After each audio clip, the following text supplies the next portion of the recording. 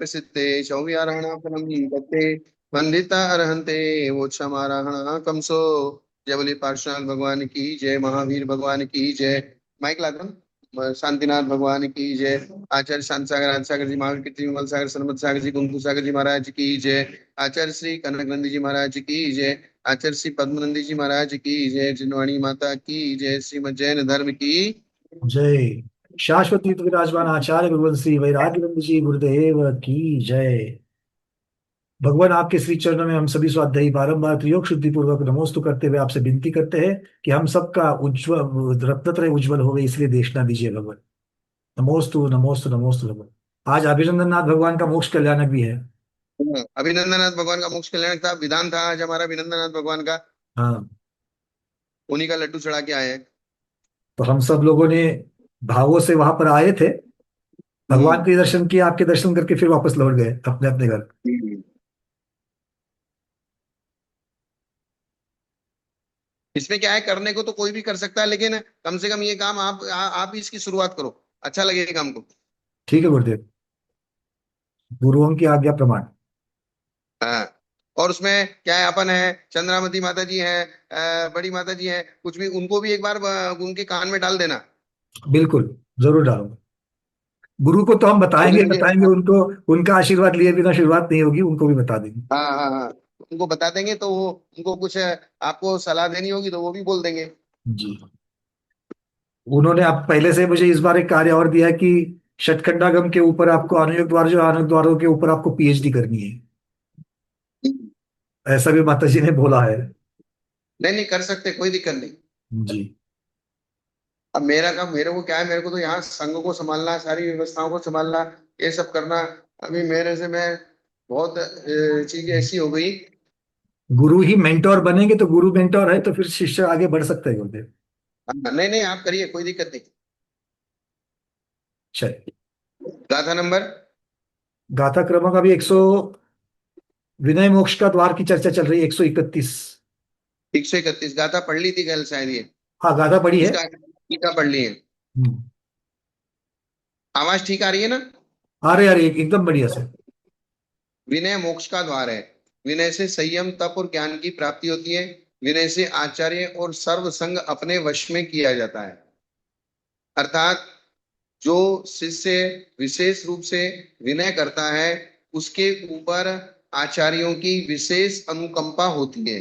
और आचार्यों की विशेष अनुकंपा होगी तो आचार्य के मन में जो शास्त्र आदि है या जो उनके पास अनुभव है, वो शीघ्रता से शिष्य को मिल जाएंगे। ये इसका अभिप्राय है।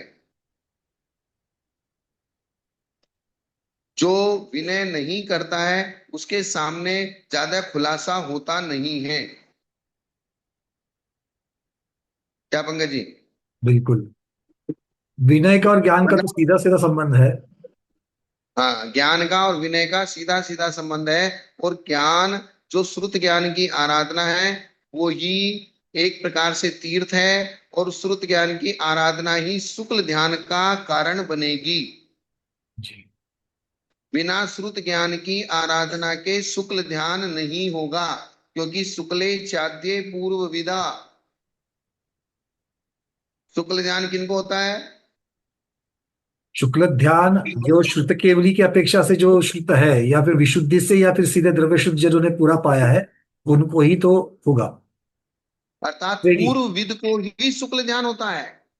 पूरे शुद्ध ज्ञान को धारण करने वाले तो शुद्ध केवली हो जाएंगे वो। श्रुत केवली जो होता है उसी को शुक्ल ध्यान होता है। और उस श्रुत केवली बनने के लिए गुरुओं की आराधना करना जरूरी है। और आराधना बिना विनय के होगी नहीं। जी। तुम अपनी ही सीना चोरी करते रहोगे तो कुछ होने वाला नहीं है। एक यहाँ तक कि यहाँ तक कि ये बताया कि जो श्रुत ज्ञानी है, श्रुत केवली है, वो सिर्फ चलते फिरते उठते बैठते भी बहुत सारा पढ़ा देते हैं। क्या बात मतलब जैसे उनके पैर दबाने के लिए गए, उनका सिर दबाने के लिए गए, आहार चर्या की में उनको सहयोग किया, उनके जो है चटाई पाटा दी, तो वो खड़े हैं, तो खड़े खड़े भी उनसे पूछ के जा रहे हैं, भाई लघु शंका जा रहे हैं, तो जाते जाते दो बात बता देंगे। आप आके उनको बताओगे कि बोले मैं बाहर जाके आहार करके आया हूं, समाचारी विधि करोगे, उस बताते बताते में भी दो बात बता देंगे। इस तरीके से वो ज्ञान की समग्रता पूरी होगी। सिर्फ पढ़ाई लिखाई से ज्ञान की समग्रता नहीं होती। जी बिल्कुल बिल्कुल। आए ना पंकज जी? बिल्कुल मतलब पढ़ाते वक्त तो मुख्यतः से शब्दार्थ और भावार्थ के ऊपर रहेगा, किंतु जो प्रसंगोत्पात कुछ चीजें बताई जाएगी तो उसमें दृष्टांत आदि चीजें मिलकर के वो समग्रता बन जाएगी उसकी। जो प्रसंग आएगा, जैसा जैसा प्रसंग आएगा, कभी आचार्य महाराज के पास कोई शिष्य आएगा, कोई किस प्रकार की बात लेके आएगा, कोई किस प्रकार की बात लेके आएगा, कोई श्रावक आएगा, वो किस प्रकार की बात लेके आएगा। तो नए नए प्रसंग जैसे जैसे आएंगे, वैसे वैसे उन उन प्रसंगों में वे उन उन प्रसंगों संबंधी भी बातें उस शिष्य को बताते रहेंगे। लेकिन वो उस शिष्य को पास में कब बैठाएंगे? उसी को बैठाएंगे जिसके ऊपर वो विश्वास करते हैं। और वो विनय से ही संपादित किया जा सकता है।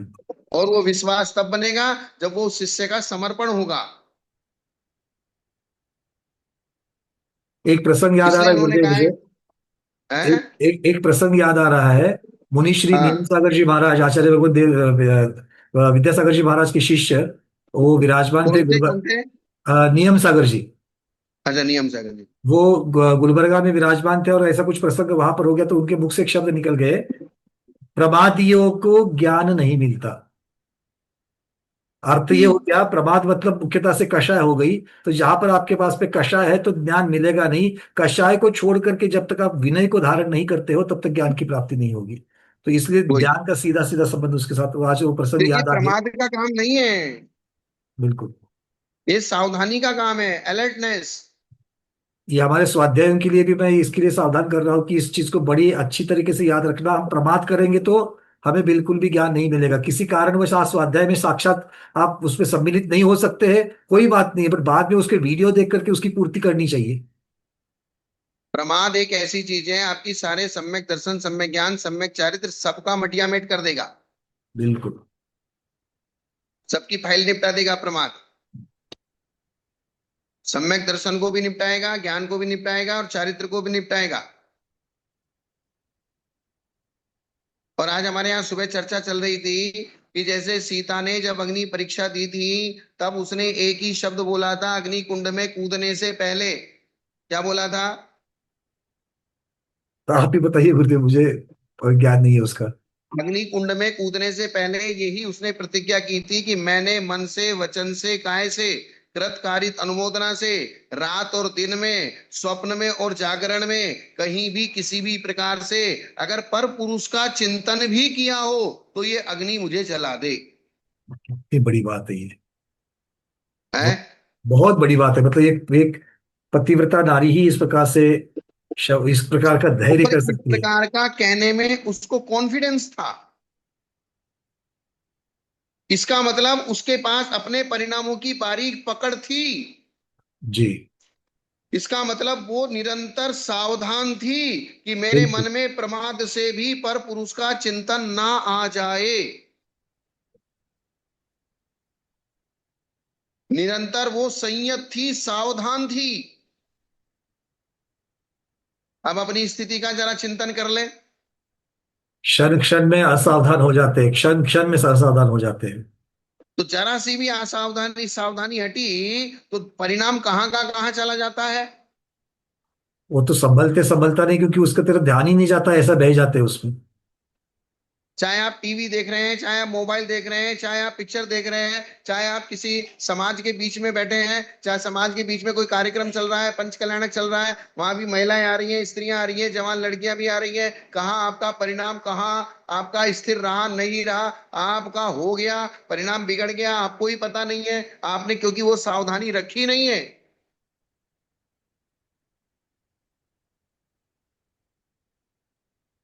इसी का नाम इसी को अप्रमाद अवस्था कहते हैं कि जो हमने नियम व्रत संयम लिया है उसके लिए निरंतर सावधान रहना। जी और ये बात सीता के अंदर थी, तभी उसने कॉन्फिडेंस से उस अग्नि कुंड के समीप में खड़े होके जोर से उच्चारण करके बोला, सबके सामने बोला।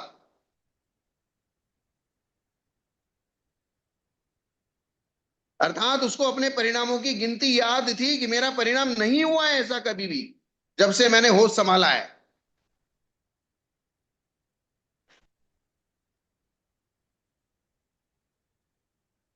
यही बात थी ना पंडित जी। बिल्कुल, बहुत बढ़िया। मतलब इस प्रकार से ये हम लोगों के लिए भी शिक्षा है कि हमें किस चीज को, कहाँ गलतियां हो रही है, कहाँ असावधान रह रहे हैं, और क्या होने की, सावधान होने की जरूरत है। हम तो, मतलब हमारी स्थिति तो ऐसी है, मैं आपकी नहीं बात कर रहा हूं, हम तो अपनी बात कर रहे हैं। हमारी स्थिति तो ऐसी है, हमको तो अलर्टनेस है ही नहीं, सावधानता है ही नहीं। नहीं गुरुदेव, आपने जो सीता जी के जो शब्द कहे हैं, उन शब्दों की इतनी जबरदस्त उसकी गंभीरता है कि ऐसी प्रतिज्ञा करने से पहले उनके लिए कितनी प्रकार की सावधानी रखी पड़ी होगी, तब जाकर के ऐसा धैर्य आएगा। बाकी ये लोगों तो को वो तो छोड़ो, कॉन्फिडेंट कैसे हुए। खुद को तो मालूम है कि अंदर क्या चल रहा है। यही चीज है। और अपने भी अंदर कभी कभी परिणाम ऐसा हो जाता है, परिणाम विकारी हो जाता है, लेकिन अपने को भी मालूम नहीं पड़ता कि अपना परिणाम विकारी हो गया और विकारी होकर चला गया। इसीलिए तो पंचम काल के महावीर भगवान के शिष्यों का है कि तुमको पता नहीं चलता, तुम भूल जाते हो, इसलिए सारा प्रतिक्रमण पाठ पढ़ो, पूरा का पूरा पढ़ लो। पूरा पढ़ो। बोले एक भी छूटना नहीं चाहिए। अब क्या पता तुमने हिंसा में, हिंसा व्रत में दोष लगाया, कि सत्य व्रत में दोष लगाया, कि अचौर्य में दोष लगाया, कि ब्रह्मचर्य में दोष लगाया, कि अपरिग्रह में दोष लगाया, क्या कहाँ लगाया, अब तुम खुद ही नहीं बता पा रहे, तो फिर पूरा पढ़ो। और एक में लगेगा तो विवक्षा से सभी में लग ही जाएगा, क्योंकि एक की रक्षा के लिए तो सारे सारे सारे बाकी के हैं। वही चीज है। जैसे द्वार इष्ट देश की प्राप्ति का उपाय होता है, उसी तरह समस्त कर्मों के विनाश रूप मोक्ष की प्राप्ति का उपाय विनय है। दरवाजा, आपको जहां जाना है, पहुंचना है, तो दरवाजा उसका उपाय है। बिल्कुल, अगर गोमतेज अगर वहां भगवान के दरवाजा दर्शन लगा हुआ करने है, हैं, गोमतेज भगवान के दर्शन करने तो महाद्वार से ही होकर के गुजरना पड़ेगा, तो महाद्वार जो है गोमतेज भगवान के दर्शन का द्वार हो गया। बस उसी तरह समस्त कर्मों के विनाश का दरवाजा क्या है? विनय। विनय। इसलिए विनय को मोक्ष का दरवाजा कहा है। अगर आपको मोक्ष के दरवाजे में प्रवेश करना है, तो विनय रूपी दरवाजे से होके प्रवेश करना पड़ेगा।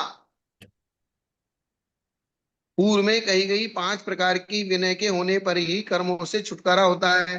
विनय से ही संयम होता है, क्योंकि जो 5 प्रकार की विनय में सदा लगा रहता है, वो असंयम को भी त्यागने में समर्थ होता है। अर्थात जो विनय करने में सावधान है, वो संयम का पालन करने में भी सावधान है। क्योंकि सर्वार सिद्धि में, राज वार्तिक में और श्लोक वार्तिक में ब्रह्मचर्य की एक परिभाषा आई, जो गुरु की आज्ञा में रहता है वही ब्रह्मचारी है। बिना विनय के तो रह ही नहीं सकते गुरु की आज्ञा में। नहीं तो उन्होंने ब्रह्मचर्य की परिभाषा क्या बनाई?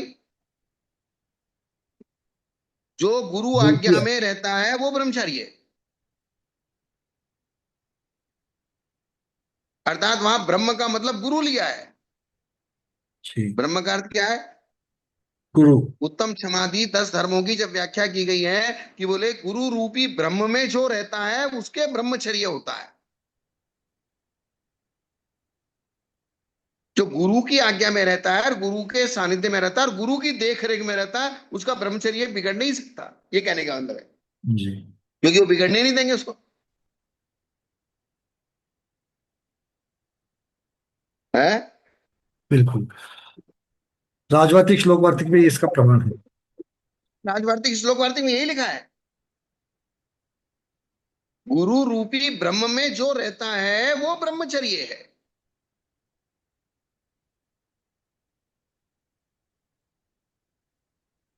जो विनयों में प्रवृत्ति नहीं करता वह असंयम को नहीं छोड़ सकता।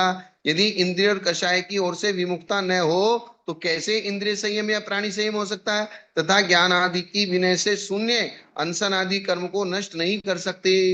अर्थात जिसके ज्ञान आदि की विनय नहीं है, दर्शन विनय, ज्ञान विनय, चारित्र विनय, तप विनय, उपचार विनय, ये विनय जिसके नहीं है, वो खाली उपवास करता जाएगा तो क्या उसके कर्म नष्ट हो जाएंगे? बोले नहीं होंगे। तो बिना विनय का इसलिए तप तप, में है। बिना विनय का तप निर्जरा का कारण नहीं बनेगा, जो सभी पाप निर्जरा हाँ, है उसका कारण नहीं बनेगा। कर्मों के नाश का कारण नहीं बनेगा। इसलिए तप में तपपना का कारण विनय है। तपस्या कर रहे हो, लेकिन तप में तपपना कब आएगा? जब विनय होगी। ऐसा मानकर विनय से तप होता है, ये कहा है। तथा ज्ञान का कारण भी विनय है। अविनीत पुरुष ज्ञान प्राप्त कर ही नहीं सकता। जो विनय नहीं करता उसको उसको उसको क्या बताएंगे? जबरदस्ती थोड़ी बताएंगे, उसके पेट में घुस के थोड़ी बताएंगे।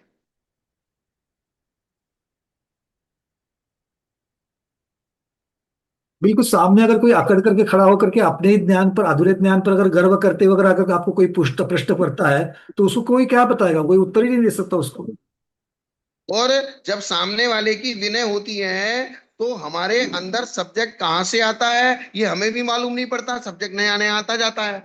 और जब सामने वाला उद्दंड हो जाता है, तो सारे दरवाजे हमारे दिमाग के बंद हो जाते हैं। गुरुदेव बहुत बार इस चीज का अनुभव करते हैं कि सामने वाला जब प्रश्न पूछता है और अगर हम कुछ बताने के लिए शुरुआत करो तो सामने वाला बोलता है, नहीं नहीं वो भैया जी वो तो पता है। अब अगर पता है तो फिर वही प्रश्न क्यों पूछा? मतलब ये पहले जो सामने वाला बता रहा है उसको पहले ठीक से सुन लो, और उसमें से फिर जो जिज्ञासा है वो फिर उसके ऊपर आप चर्चा कर सकते हो। ये बहुत महत्वपूर्ण है, हम सबके लिए, स्वाध्यायों के लिए। जब भी हम गुरु को कोई भी चीज पूछते हैं तो पहले हमने जो प्रश्न किया है उसको पहले सुन लो। हो सकता है कि प्रश्न में उसके उत्तर में हमको समाधान में चीजें मिल जावे। अगर नहीं तो फिर से हम जिज्ञासा पूछ सकते हैं। ये इसलिए तो इन्होंने कहा ज्ञान का कारण भी विनय है। अविनीत पुरुष से ज्ञान प्राप्त नहीं कर सकता, और विनय से आचार्य और समस्त संग अपने वश में हो सकता है। अगर आचार्य की विनय कर रहा है, तो सारा संघ की विनय कर रहा है, तो अपने आप सब उसकी प्रशंसा करेंगे। अब आगे गाथा नंबर 132। आयार जीत कप गुण दीवना अत्त सोदिनि जंजा अजौ मद्दौ लागौ बत्ती पल्लाद करणम चय। आचार के क्रम को प्राप्त करता है। विनय कौन क्या विनय क्या करता है? आचार के क्रम को प्राप्त करता है, मतलब क्रम बनाता है। अर्थात आचरण का जो क्रम है, जो 28 मूल गुण है, उठना है, बैठना है, चलना है, फिरना है, केशलोच करना है, स्वाध्याय करना है, सामायिक करना है, प्रतिक्रमण करना है, सटावश्यक क्रियाएं करनी है, केशलोच करनी है, जो जितने भी आचार के क्रम हैं, वो बिना आचार्य की कृपा के प्राप्त नहीं होंगे। तथा कल्प गुणों का प्रकाशन, किसका? कल्प्य गुणों का प्रकाशन। हाँ, ये अभी आगे बताएंगे इसमें कल्प गुण क्या होते हैं। 10 स्थिति कल्प बताए गए हैं। उन गुणों का प्रकाशन बिना विनय के नहीं होगा। आत्मशुद्धि बिना विनय के नहीं होगी। क्योंकि आपके अंतरंग की जितनी भी बातें हैं उनको बाहर निकाल के आपको शुद्ध करना। वैमनस्य का अभाव, विनय से क्या होगा? सारे विवाद मिट जाएंगे, झगड़े मिट जाएंगे, वैमनस्य मिट जाएगा, ईर्ष्या मिट जाएगी, आर्जव हो जाएगा, सरलता, मार्दव हो जाएगा, मृदुता, लघुता हो जाएगी, भक्ति हो जाएगी, और अपने और दूसरों को प्रसन्न करने वाला गुण हो जाएगा। खुद भी प्रसन्न हो जाएगा और दूसरे भी प्रसन्न हो जाएंगे। अहंकार करने से न तो आदमी खुद प्रसन्न होता है, न सामने वाला प्रसन्न होता है। ये विनय के गुण हैं। अब इनकी इनके ऊपर टीका करेंगे आचार्य, जो बताइए बातें। रत्नत्रय के आचरण का कथन करने में तत्पर होने से पहले अंग को आचारांग कहते हैं। सबसे पहला अंग कौन सा है? पहलो आचारांग बखानम। फिर सबसे पहला आचरण है। बाकी सब बातें बाद में करेंगे, पढ़ना लिखना सीखना, पहले पहले ये मूल आचरण सीखो। आचरण में लाके फिर सिखाया जाता है।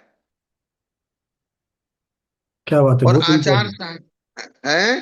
बहुत इंपॉर्टेंट है ये, मतलब आचरण में ला करके सिखाया जाता है, सीख करके आचरण में नहीं आते। आचरण के द्वारा हाँ, सीखे जाते हैं। आचरण करते हुए ज्ञान की आराधना करनी चाहिए। बिना आचरण के सिर्फ ज्ञान की आराधना करने से फायदा नहीं है।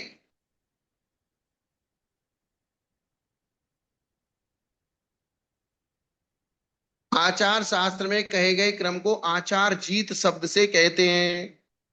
आचरण शास्त्र में आचारांग में कहा गया जो क्रम है उसको आचार जीत कहते हैं।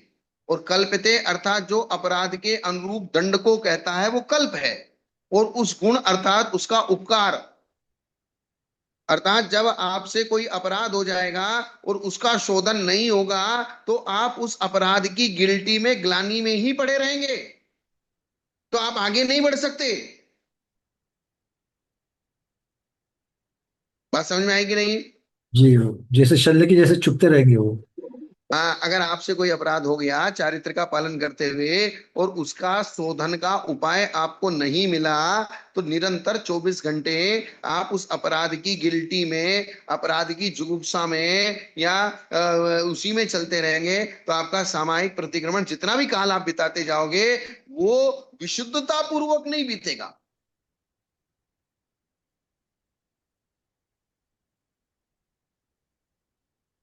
ये कहने का मतलब है, जी। अपराध हुआ, दोष हुआ, तुरंत गुरु के पास गए, तो गुरु के पास निवेदन किया मेरे से अपराध हो गया, इसकी मेरी शुद्धि करो। तो ये कब होगा? जब आपके अंदर विनय होगी, नहीं तो नहीं होगा। इन दोनों का प्रकाश आचार जीत कल्प गुण दीवना, अर्थात आचरण का क्रम और कल्प गुण दीपना, कल्प गुण का प्रकाशन, अर्थात अपराधों के अनुरूप दंड आदि को देना या दंड आदि को स्वीकार करना। इसका अभिप्राय यह हुआ कि कायिक वाचिक विनय के करने से आचार शास्त्र में कहे गए क्रम का प्रकाशन हो जाता है। अर्थात जब आप काय से विनय करोगे, शरीर से नमस्कार करोगे, वचन से हे भट्टारक, हे भगवान, हे गुरुदेव, हे स्वामी, आप ही हैं, मैंने अपने आप के जीवन को आपके चरणों में समर्पित कर दिया है, आप जो कहें वो मेरे लिए प्रमाण है। तो ऐसा जब वो शिष्य कहेगा, तो आचारांग आदि में जो क्रम कहा गया है, वो आचार्य सारी गुत्थियां आपके सामने खोल देंगे। भाई बाप अपना खजाना कौन से बेटे को दिखाएगा? जो सम्मान करता है, जो विनय करता है, उसी को करेंगे। तो उसी को दिखाएगा, बाकी जो जो जो बेटा नहीं मानता उसको तो थोड़े बहुत में बाहर से इधर उधर में टिरका देगा। ओरिजिनल का जो उसके पास खजाना है, उस तक तो उसी को ले जाएगा जो निरंतर 24 घंटे बच्चा बाप के पीछे लगा रहता है। यही बात है ना व्यवहार में भी। ऐसे ही होता है पंडित जी, आप अपनी संपत्ति किसको दोगे? पंकज जी। है। जो आगे एक बिटिया है, उस एक बिटिया को जाएगी, वो विनय करती है, अच्छी बात है। विनय करती है, और दान, दो दो चीजें हैं, दान और बिटिया, उसी को मिलनी है। जी। तो उसके भय से साधु विनय करता है, का कल्प की विनय को न मानने वाले साधु को दंड का विधान करता है, अतः विनय का ही निरूपण करता है। उसके भय से साधु विनय करता है। इस प्रकार कल्प के द्वारा किया जाने वाला उपकार प्रकट होता है। अर्थात अगर आप इस प्रकार का अपराध करोगे तो इस प्रकार का दंड आपको लेना पड़ेगा, ऐसा कोई व्याख्यान करता है। तो अन्य टीकाकार कहते हैं कि कल्पते इति कल्प्यम, अर्थात योग्य कल्प गुणों को कल्प गुण कहते हैं। आचार के क्रम का और कल्प गुणों का प्रकाशन, ये आचार जीत कल्प गुण दीवना शब्द का अर्थ है। इससे यह कहा गया है कि विनय करने से श्रुत की आराधना और चारित्र की आराधना होती है। आचार का क्रम ज्ञान ज्ञात होता है और श्रुत ज्ञान की आराधना होती है। ज्ञान की आराधना और चारित्र की आराधना, दोनों आराधना होती है, किससे होती है? विनय से होती है। अर्थात विनय करेंगे तो आचार्य आपको चारित्र का ऐसा मार्ग बताएंगे, कहीं आपको दिक्कत भी आएगी तो उसको सरल कर देंगे।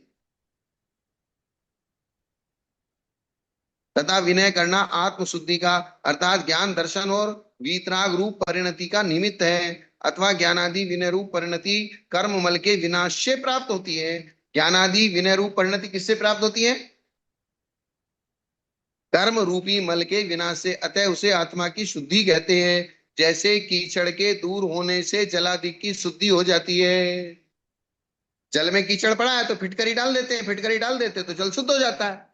या उस अशुद्ध जल को आप सिस्टम आता है या उसकी चूने की रोड आती है, चूने की रोड अगर उसमें डाल देते हैं तो जल शुद्ध हो जाता है।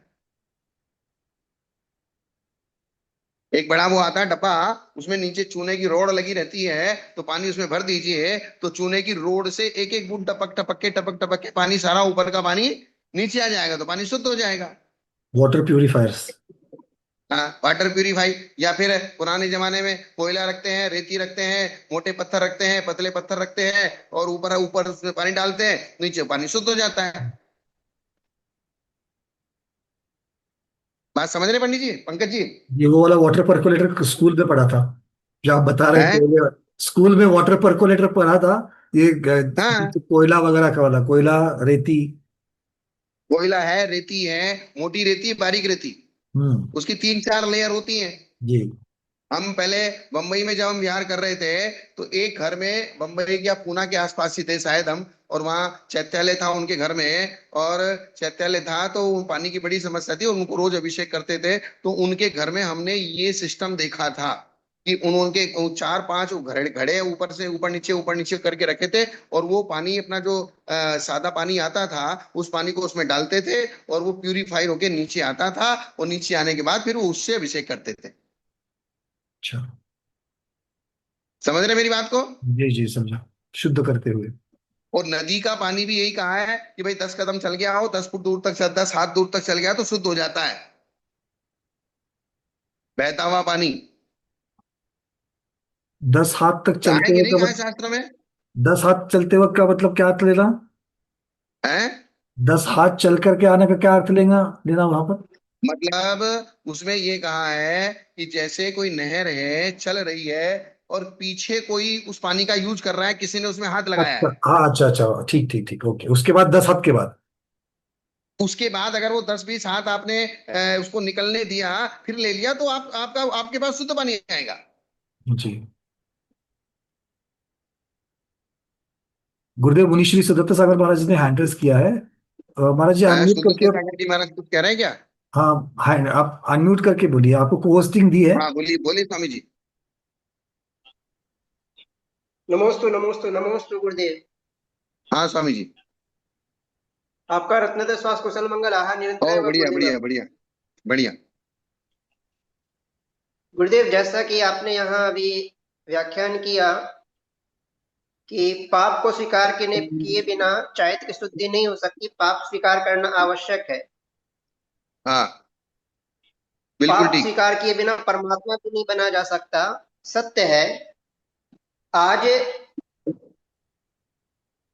प्रवचन मुनिराज की वाणी सुनने के बाद कई जीव ऐसे हैं जो पाप को स्वीकार तो करना चाहते हैं, लेकिन कई गुरुओं से वो भयभीत रहते हैं, गुरु क्या सोचेंगे, हम कह देंगे तो फिर क्या होगा। क्योंकि आज पाप सुनने के बाद कई गुरु ऐसे होते हैं कि उन पापों का वो प्रचार प्रसार कर देते, तो श्रावक भयभीत हो जाता है। ऐसी कई घटनाएं देखी गई कि पाप स्वीकार करने के बाद भी फिर वह भय के कारण पाप ही नहीं स्वीकार कर पाता। और जब पाप स्वीकार करना, यह भी सत्य है कि जब तक दिगंबर मुनिराज के समक्ष पाप को स्वीकार नहीं किया जाता, तब तक वह पाप पूर्ण रूप से नष्ट नहीं होता है।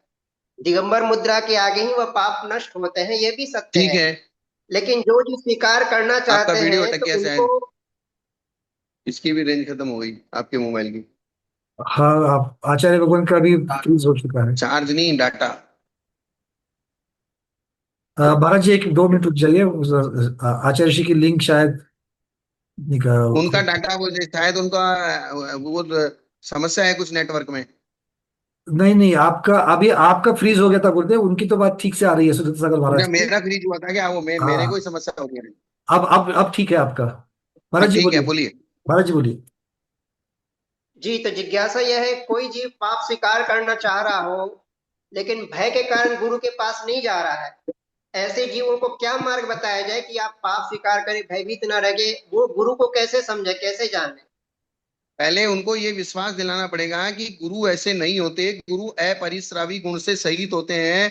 और कोई एकदम से पाप स्वीकार करने के लिए भी जो आचार्य होते हैं, सामान्य रूप से आचार्य उपाध्याय साधु सब होते हैं, लेकिन विशेष रूप से जो प्रायश्चित ग्रंथ के ज्ञाता हैं, अपरिश्रावी गुण से सहित हैं, उनके पास आपको जाना चाहिए। तब जाके उसको पूरी संतुष्टि मिलेगी। नहीं तो उसको आप पूरी संतुष्टि नहीं दे पाओगे। और तो कोई गुरु अगर भी तो ऐसे होने साधु चाहिए या जो गुरु गुरु भी रूप में पाप को बैठ के पचा भी, सके। हाँ, जो पाप को पचा सके। हाँ, जो जो उनके पापों उसने का तो पाप व्याख्यान नहीं किया करे, है, प्रचार प्रसार न करे। उसने पाप किया है, लेकिन जिसको वो पाप सुनाएगा, उसके पेट में भी जगह होनी चाहिए। जी जी जी जी जी, यही मूल उद्देश्य होना चाहिए। दो दो आत्माओं के से तीसरी आत्मा के बीच उस पाप का व्याख्यान नहीं होना चाहिए। हाँ, बस वही चीज है। तो उसके लिए थोड़ी सी आपको समझदारी रखनी पड़ेगी। और अगर जी आप इस प्रकार का कहेंगे कि साधु लोग भी इस प्रकार का कर रहे हैं, तो फिर वो साधुपना ही खत्म हो गया। सम्यक दर्शन का जो उपगुहन अंग है, सामने से कोई श्रद्धालु अपना दोष अपराध स्वीकार करके हमको बता रहा है और हम उसको बाहर निकाल रहे हैं, तो पहली बात तो हमारा ही सम्यक दर्शन गायब हो गया। तो ऐसा तो गड़बड़ नहीं और होगा। कहीं और ऐसा अगर गुरुदेव, मान लीजिए सही गुरु मिल भी गया और उसके बाद भी क्या सोचेंगे, कैसे करेंगे, तो वो उस शिष्य की मान कषाय है, उसके अंदर विनय भाव नहीं आ रहा है। और कहीं कोई दोनों गुरु ही ऐसा बातें। करते पाप करने के बाद वो प्रायश्चित नहीं देते हैं। हम्म। वर्तमान में ऐसा भी देखा जाता है कि पाप सुन लिया लेकिन प्रायश्चित नहीं दे रहे हैं शिष्यों को, और उनके भीतर ग्लानि भरी पड़ी है कि भाई हम कहाँ पापों का प्रायश्चित करें, तो क्या अन्य गुरु के पास में जाकर के वह प्रायश्चित ले सकता है? लेकिन उसके अनेक कारण हो सकते हैं। गुरु ये नहीं गुरु के दिमाग में सेटिस्फाइड नहीं हो रहा है कि शिष्य मेरी विनय नहीं करता है, हो सकता है, ये भी हो सकता है। या गुरु उससे संतुष्ट नहीं है, ये भी हो सकता है। या गुरु उसको और कुछ शिक्षा देना चाहते हैं, ये उसको थोड़ा सा साइड में रख के उसको और टाइट करना चाहते हैं, ये भी हो सकता है। तो तब तक अन्य अब जगह वो वो प्रायश्चित लेने का अधिकारी है या नहीं है? क्या, तब तक वह किसी अन्य गुरु के पास में प्रायश्चित लेने का अधिकारी है कि नहीं है? नहीं नहीं नहीं नहीं नहीं, जब तक उसके गुरु बैठे हैं और गुरु उसको प्रायश्चित नहीं दे रहे हैं, और मेरे पास आके कोई साधु अगर ये कहे कि बोले मेरे गुरु मुझे प्रायश्चित नहीं दे रहे हैं, आप मुझे प्रायश्चित दे दीजिए, तो मेरी जिम्मेदारी नहीं है कि मैं उसको प्रायश्चित दूं। गुरु ने नहीं दिया तो मेरा भी अधिकार नहीं है। इसका मतलब तो मुझे फिर उस वो चीज जीव को कहाँ खोजना से? पड़ेगा। हाँ हाँ, जी जी जी जी। मुझे उसको ये खोजना पड़ेगा, या तो मुझे उनके गुरु से डायरेक्ट बात करनी पड़ेगी हाँ कि भाई आपका शिष्य मेरे जी। पास आया है और वो प्रायश्चित लेना चाहता है, और उसने कहा है कि आपने उसको प्रायश्चित नहीं दिया है, तो मेन बात क्या है। तो हम दो गुरु मिलके बैठ के उसका डिस्कशन करेंगे, तब जाके उसका सॉल्यूशन होगा। हाँ मतलब यही रास्ता तो है ना, अब जिसके पास गए प्रायश्चित वो उन गुरु से बात करेंगे वर्तमान में हाँ, यदि है तो। तो हम उनके गुरु से बात वहां से करेंगे, फिर आप, गुरु से बात करके उनसे उनसे चर्चा करेंगे, भाई आपका शिष्य इस प्रकार से हो रहा है, आप उसको प्रायश्चित नहीं दे रहे हो, तो इसका कारण क्या है। फिर वो कहेंगे, बाप बोले कारण ऐसा है, इस प्रकार का है, ये है, वो है, वो हमारी बात नहीं मानता या हमारी विनय नहीं करता, तो फिर या तो हम उनको समझाएंगे, नहीं कोई बात नहीं, मतलब उसको लाइन पे तो लाना ही है, तो अपन ऐसा करते हैं, मैं उसको प्रायश्चित दे देता हूँ, तो वो कहेंगे कि हाँ आप उसको प्रायश्चित दे दीजिए, उसको कैसे भी करके संभाल लीजिए, फिर हम उसको संभाल लेंगे। जी जी जी जी। एक एक वर्णन और आता है पद्म पुराण ग्रंथ में, जैसा कि सीता के जीव का, जहां उन्होंने कनकोदरी की पर्याय में प्रतिमा को छुपाया था, हाँ ठीक लेकिन है। वहां उन्होंने प्रायश्चित स्वीकार भी किया माता जी से, ठीक है। लेकिन फिर भी उनको अंजना की पर्याय में भुगना पड़ गया। तो यहाँ कुछ यह कुछ मान चीजें, सकते हैं क्या कि वहां दिगंबर मुद्रा का अभाव था इस कारण से, नहीं अंजना नहीं नहीं अंजना नहीं, का? कुछ कुछ चीजें ऐसी होती हैं कि प्रायश्चित करने के बाद भी वे पूरी तरीके से साफ नहीं होती, जैसे निधत्ती और निकाचित कर्म होता है। एक जी जी। अपराध वो होता है जो आपने स्वयं अपने चारित्र के ऊपर लांछन लगाया है, और एक अपराध वो होता है कि जो आपने देवशास्त्र गुरु के निमित्त से किया है। आपने पर्सनल जो अपराध किया है उसका निवारण बहुत जल्दी हो जाता है, लेकिन जब आप देवसाज गुरु से भिड़ जाते हैं ना, तो देवसाज गुरु से भिड़ने का मतलब यह है, धवला जी में स्पष्ट कहा है कि बोले देवसाज गुरु अरियंत भगवान कल्प वृक्ष के समान है, तो यमराज के समान भी हैं। ये संज्ञा धवला जी लेकिन में अरियंत भगवान के लिए कही गई है कि अरियंत भगवान कल्प वृक्ष के समान फल देते हैं, तो बोले कल्प वृक्ष के समान फल देते हैं, तो यमराज के समान दंड भी देते हैं। कोई ये कहे कि ये तो वीतरागी है, तो वीतरागी है तो फिर कल्प वृक्ष के समान फल क्यों दे रहे हैं। वीतरागी है तो ना तो कल्प वृक्ष के समान फल देंगे, तो अगर कल्प वृक्ष के समान फल देंगे तो यमराज के समान दंडा भी मारेंगे। और निमित्त स्वीकार करना पड़ेगा उसको। ये कहेंगे कि हरेंद्र भगवान जी कल्प वृक्ष के समान फल देंगे, तो यमराज के समान डंडा भी लगेगा उनका। अगर वीतरागी की गिनती में रखना तो सीधा वीतरागी की गिनती में रख दो, तो वीतरागी की गिनती में रखेंगे तो कल्प वृक्ष के समान भी फल नहीं देंगे, डंडा मारेंगे। सत्य। अब इसकी विवक्षा समझनी पड़ेगी कि कल्प वृक्ष के समान फल देते ये क्या है और यमराज के समान फल देते ये क्या है। अर्थात उनके निमित्त से जब आपकी पूजा पाठ अहो भक्ति विनय करेंगे तो आपको कल्प वृक्ष के समान फल मिलेंगे, और आपने जरा सा भी उनका अनादर किया वो कुछ नहीं करेंगे, लेकिन यमराज आपके पास आगे खड़ा हो जाएगा।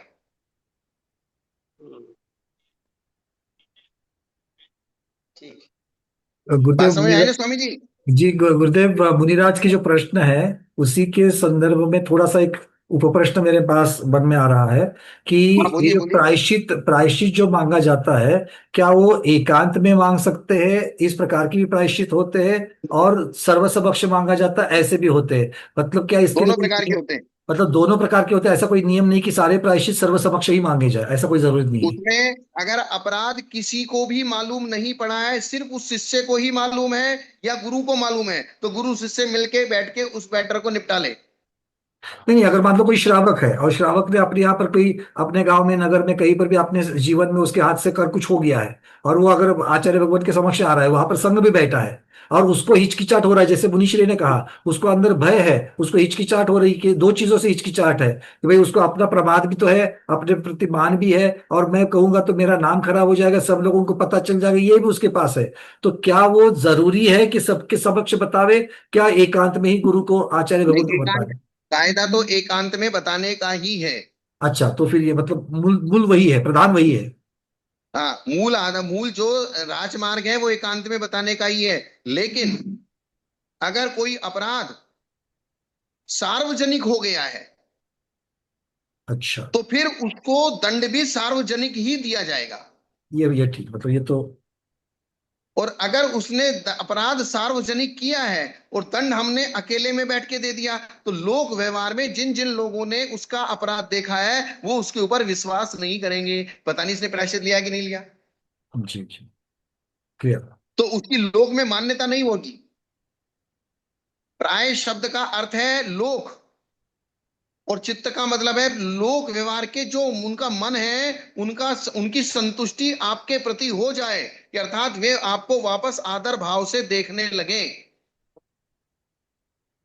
क्योंकि अगर कोई आपको आदर भाव से नहीं देखेगा, ये सबसे बड़ा संक्लेश है।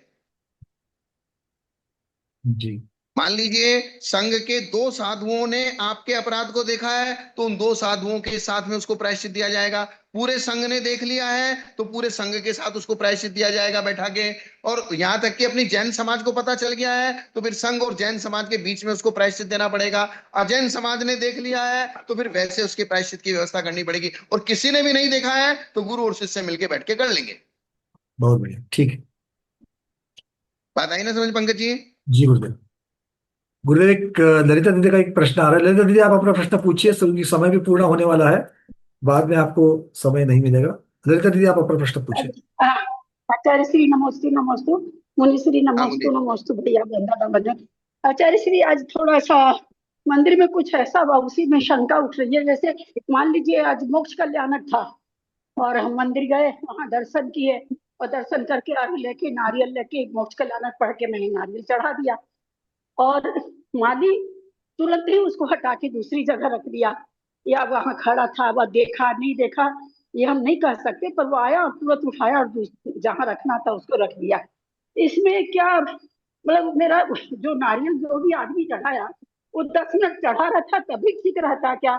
उसको उठाने से दोष हो गया क्या? पंकज जी आप ये बोलिए ना इसमें जरा, बहुत। मुझे आवाज कम आ रही है। देखिए, उनका प्रश्न ये है गुरुदेव कि अगर मान लीजिए किसी ने अर्घ चढ़ा दिया, भगवान के सामने श्रीफल आदि चढ़ा दिया, निर्वाण लड्डू आदि चढ़ा दिया, तो क्या उसको हाँ, तुरंत उठाने पर फल मिलता है? क्योंकि माली आकर के उसने तुरंत उठा दिया, तो क्या तुरंत उठाने पर भी फल मिलता है? क्या उसको कम से कम 10-15 मिनट, ऐसा कोई नियम है कि 10-15 मिनट रखो उसके नहीं बाद ऐसा उठाओ? ऐसा कुछ नहीं है। आपने चढ़ा दिया, आपका काम पूरा हो गया, आपका हमने आपका उठाने आपका शांति पाठ विसर्जन हो जाना चाहिए। नहीं, वो तो जब तक आचार्य श्री आपका जैसे कोई शांति दर्शन पाठ कर, विसर्जन नहीं हुआ।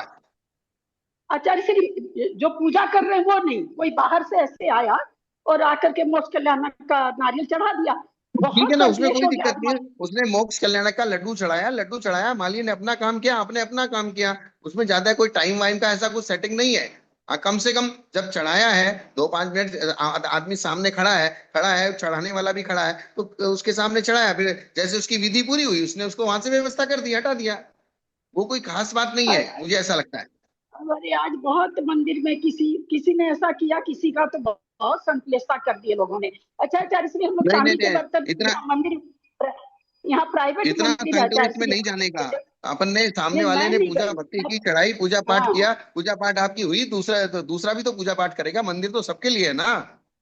मैं नहीं आचार्य श्री, मेरे साथ नहीं हुआ था, कोई किया तो मैं उनको समझाना चाह रही थी कि क्रिया तो हो चुकी, अब इसमें संकलेश समझो आचार्य श्री से आचार्य श्री, हम लोग चांदी के बर्तन अपने घर से ले जाते हैं पूजा करने के लिए, क्योंकि हाँ मंदिर ठीक है, कोई प्राइवेट बात है। नहीं। तो जैसे नहीं, जैसे ही पूजा होती है विसर्जन करते हैं और तुरंत हम द्रव्य को हटाते हैं, बर्तन को धो के अपना रखते हैं, इसमें कोई दोष ठीक नहीं है है, ना? नहीं कोई दिक्कत नहीं, आप टेंशन मत लो। कुछ ऐसी आप तो पूजा पाठ व्यवस्थित करते रहो, सारी टेंशन मुझे देते जाओ, मैं झेल लूंगा सब। नहीं आज वो नारियल के लिए किसी ने टेंशन कर दिया ना, तब मेरे मन में ये बात आ गई कि नहीं हम नहीं तो रोज ही नहीं तुरंत नहीं, धोते हैं बर्तन को। इतना विकल्प मत कीजिए। मैं नहीं कर रही आचार्य श्री। चलिए, बहुत तो बहुत इसको आचार्य श्री, नमस्ते इसको इसको नमस्ते। इसको मैं दो दो भागों में अगर निकाल करके ग्रहण करूं तो देखिए क्या सही कह रहा हूं मैं। अगर सिर्फ हाँ अर्घ बोलिए। चढ़ा रहा है, मतलब मेरे हाथ से जब मैंने द्रव्य वहां पर चढ़ा दिया, मेरे हाथ से छूट गया है, तो मेरी बात खत्म हो गई। मेरे सिर्फ भाव जो है वो हाँ भाव हाँ भगवान के हाँ साथ लगे हैं। द्रव्य तो चढ़ा दिया, द्रव्य छूट गया मेरा, अब उसका मेरे साथ कोई नाता नहीं है। और अगर पूजन हाँ, की तो बात मैंने चल रही यही है, कहा था। पूजन की बात जो चल रही है, हम्म, तो आचार्य भगवान जो कह रहे हैं वो बहुत महत्वपूर्ण है। शांति पाठ शांति होने पाठ तक, विसर्जन। हाँ शांति पाठ वगैरह हो, विसर्जन होने तक वो क्रिया पूर्ण नहीं हो रही है, तब तक तो रहना चाहिए। और एक बात मैं और बता दूं पंकज जी आपको, हाँ आपके कर्नाटक और महाराष्ट्र में जितनी भी क्रिया लेडीज तो पूजा हो ही करती हैं, प्रत्येक अर्घ के साथ पहले उसकी स्थापना करती है, फिर अर्घ चढ़ाती है, फिर शांति धारा और शांति धारा और पुष्पांजलि करती हैं। बिल्कुल, हर आगे के साथ में ये शांति पुष्पांजलि होती है यहाँ पर। तो यही यही शांति पाठ विसर्जन है। अच्छा, मतलब उस आगे का कनेक्शन टूट गया फिर। अच्छा। हाँ, हाँ बहुत बढ़िया। जैसे कोई हमारे उत्तर भारत में तो क्या क्या क्या होता है, सीधे सीधे अर्घ बोला और अर्घ चढ़ा दिया, नहीं तो उसका आह्वान किया, स्थापन किया, सन्निधिकरण किया, और न लास्ट में उसका शांति शांति धारा और पुष्पांजलि की। लेकिन महाराष्ट्र में, कर्नाटक में जितनी भी महिलाएं पूजा करती हैं, पहले उसको चंदा प्रभु का अर्घ चढ़ाना है। चंद्र प्रभु सुरेंद्र अत्र अत्र समोसडम तित्रशत्र मोसनितो सन्निधिकरणम, चंदा प्रभु का अर्घ पढ़ेंगे, फिर अर्घ चढ़ाएंगे, और फिर शांति धारा पुष्पांजलि। ये एक विधि होगी, पंचोपचारी पूजा कहते हैं इसको, पंचोपचारी। अच्छा, पंचोपचार कहते हैं इसको। हाँ, ये 5 उपचार हैं। क्योंकि हम लोग इस प्रकार से करते तो है, कि उसका नाम अब पता चल रहा है कि पंचोपचार कहते हैं इसको। हाँ, अब आपको समझ में आया ना, आह्वान, स्थापन, सन्निधिकरण, 3 हो गए। 3 हो गया। 3 हो गए, और शांति पाठ विसर्जन। 5 हो गए। पांच हो गए। ये शांति पाठ और विसर्जन, ये दो, 3 और 2 5, 5 उपचार पूजा में होने जरूरी है। तो 4 पूजा सीधा अगर सीधा करते आपने हैं तो अर्घ पढ़ चारों दिया, पूजा में ना करना। बुलाया, ना उसका शांति पाठ शांति धारा पुष्पांजलि की, सीधा अर्घ चढ़ा दिया, ऐसा नहीं। और इसलिए ज्ञानमती माता जी ने जितनी भी पूजा लिखी हैं, अष्ट द्रव्य के बाद हरि इंद्रध्वज विधान में, सर्वतोभद्र विधान में, या उन्होंने जितनी पूजा लिखी, शांति धारा पुष्पांजलि, नवदेवता पूजा शांति धारा पुष्पांजलि, अर्घ के बाद। बड़ी माता जी की सारी पूजाओं में जयमाला के बाद भी शांतिधारा पूजा पुष्पांजलि है, जो कि बाकी पुष्पांजलि। बाकी बाकी जगह पर नहीं देखने को मिलती है। हाँ हाँ, शांति पाठ और विसर्जन। जैसे अपन शांति पाठ में भी तो जलधारा करते हैं ना, जी जी जी। हम्म। और विसर्जन में पुष्पांजलि छोड़ देते, भाई विसर्जन हो गया हमारा। तो 5 उपचार हैं ये। कोई ये कहे भगवान तो आते नहीं, फिर आप क्यों कर रहे हैं, अरे भाई उपचार है ये, और इससे इनको बृहत 5 को में उपचार कहाँ है। और बृहत में तो गुरुदेव पूजा मुख्य विधि बताइए सिद्ध भक्ति के साथ, और पूजा अंत्य विधि बताइए 4 भक्तियों के साथ, चैत्य भक्ति, पंचगुरु भक्ति, शांति भक्ति और समाधि भक्ति के साथ। हाँ, तो पूजा आदि विधि और पूजा अंत विधि। हाँ, ये तो बृहत विधि में हो ही गया, मतलब व्रतों हाँ, की तो वगैरह हम इसको लोग। इसका शॉर्ट रूप क्या है, इसका शॉर्ट रूप ये आह्वान, स्थापन, सन्निधिकरण, अष्ट द्रव्य अर्घ चढ़ाना और शांति धारा पुष्पांजलि। पुष्पांजलि, ये ठीक। एक पूजा पूरी हो गई। जी जी।